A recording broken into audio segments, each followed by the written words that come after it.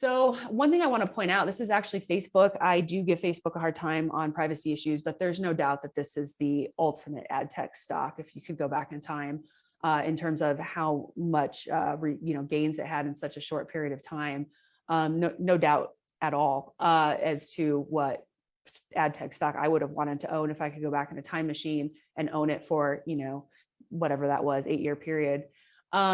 So, what I like to point out is that ad tech in general doesn't usually trade this low.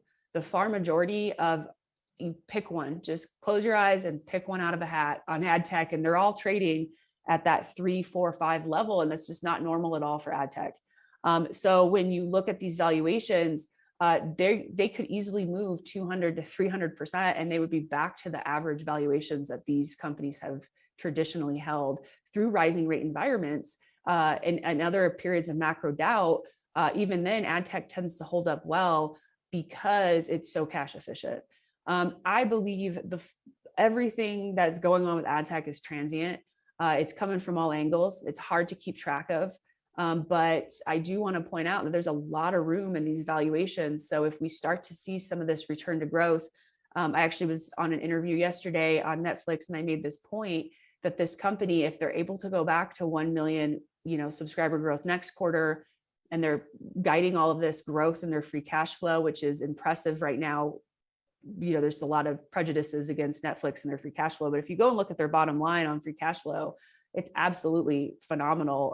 The turnaround from 2019 so far, they're guiding for substantial free cash flow next quarter.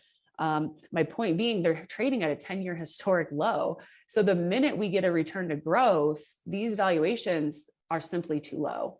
And so that's what we look at is not, and then actually there's another slide I have to make a good point on in regards to some of the headwinds ad tech faces. But my point being is like, we're not only looking at these companies in terms of what their, when's this rebound going to happen? Is it going to be, Q2, Q3? It's definitely not Q2, but is it going to be in the Q3 guides? Will we get it by Q4?